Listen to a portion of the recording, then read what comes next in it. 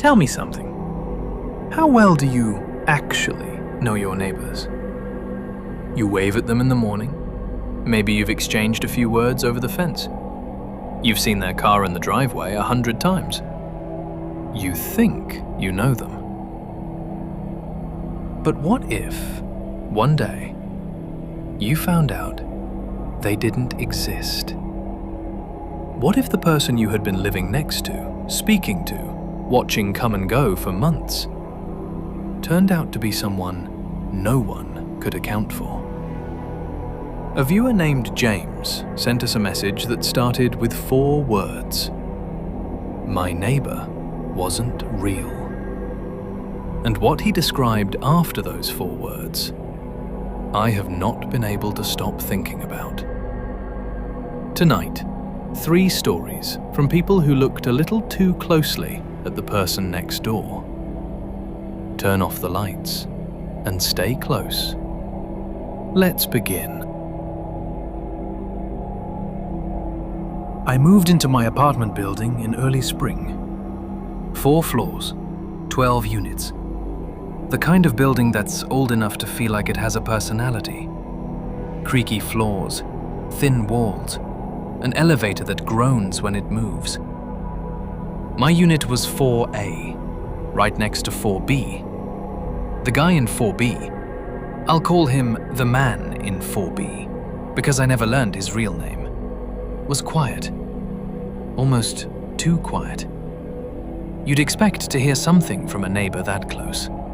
A TV, music, footsteps. But from 4B there was almost nothing. Just occasionally, very late at night, the faint sound of movement. Slow and deliberate, like someone pacing. I saw him twice in the first month. Once in the hallway, where he nodded at me without stopping. He was pale, thin, wearing a dark coat that seemed too heavy for the weather. The second time was in the parking lot. He was standing beside a grey sedan, not getting in, not getting out, just standing there, looking at the building. When I waved, he raised one hand slowly, then went back to staring. I asked my neighbor across the hall, an older woman named Claire, who had lived there for years, about him. She looked at me for a moment before she said anything. "There's no one in 4B, she said. I told her I'd seen him twice. She shook her head. "That unit has been empty for 8 months, since the last tenant moved out." I went to the building manager the next day. He pulled up his records while I stood there. Unit 4B, vacant.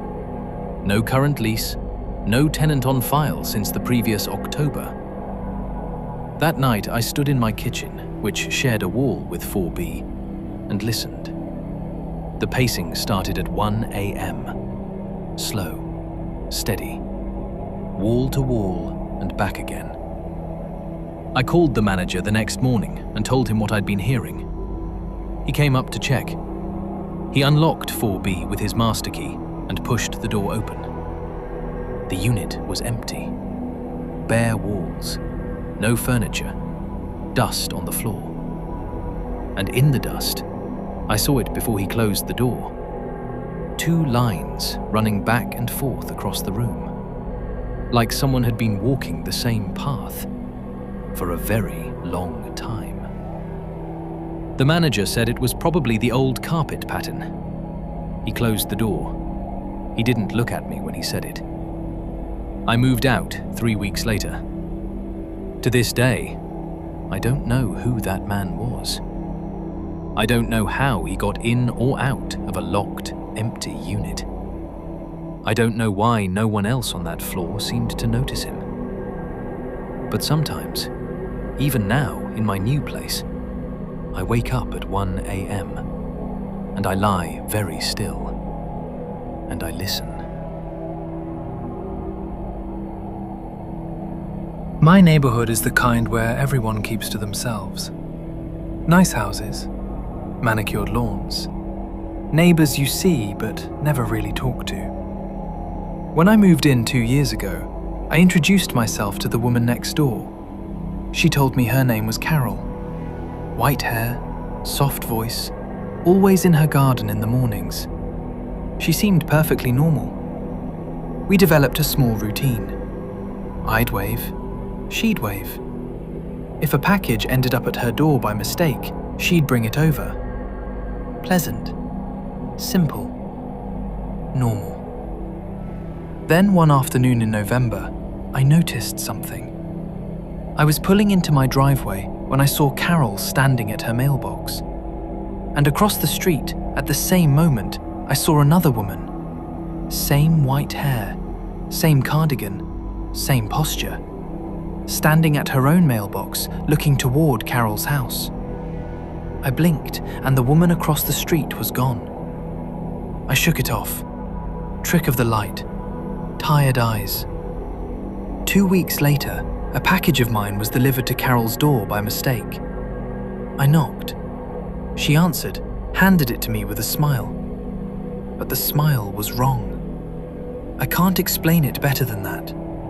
It was too wide, too still, like a photograph of a smile rather than an actual one. Her eyes didn't move with it.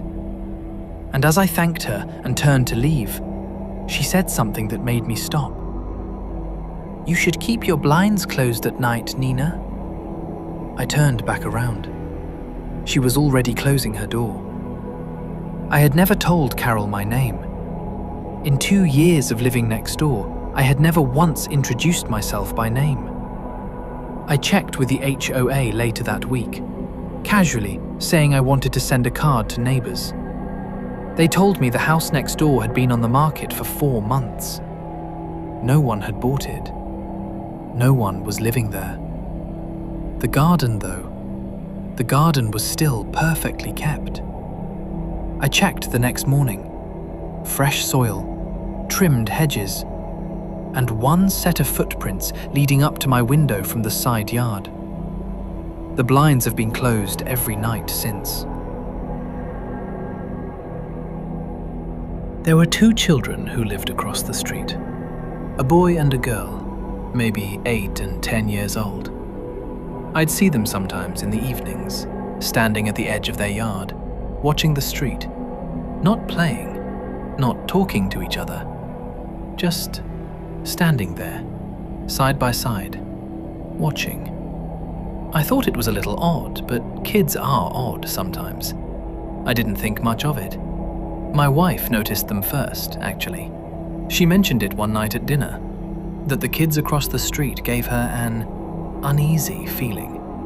She said every time she looked out the front window, they were standing in the same spot, even in the rain. "Do they ever go inside?" she asked. I hadn't thought about it until she said it. I started paying attention. Over the next 2 weeks, I could not once recall seeing those children enter or leave the house across the street. They were simply there, at the edge of the yard when it was getting dark. And then they weren't there, and I never saw them move. I knocked on the door across the street one Saturday afternoon. An older man answered, heavy-set, friendly enough, and I introduced myself. Said I'd seen the kids playing outside and wanted to say hello to the family. He looked at me for a long moment. "We don't have any children," he said. I told him I'd seen them, many times, right there at the edge of his yard. He stepped out onto his porch and looked toward the spot I was pointing to. "Nobody stands there," he said, quietly, almost to himself. "Nobody stood there since..." He stopped, thanked me for introducing myself, and went back inside. Since. That word has never left me. Since when? Since what? Since who? My wife and I moved the following spring. Before we left, I asked one of the long-time neighbors, a man who'd lived on the street for 30 years, if he knew anything about the house across from us. He was quiet for a moment. Then he said, "There was an accident, a long time ago. 2 kids. He didn't say anything else. He didn't need to. Your neighborhood, the street you live on, The faces you pass every single day. You think you know them, but sometimes the person closest to you is the one you know the least. And sometimes they were never really there at all. If tonight's stories reached into something you felt before, that strange unease when something nearby is just slightly, terribly wrong, leave a comment. Tell us your story. We're listening. Subscribe and hit the bell. New stories every Monday, Wednesday, and Friday. We're always here. In the quiet. In the dark. Right next door. Good night.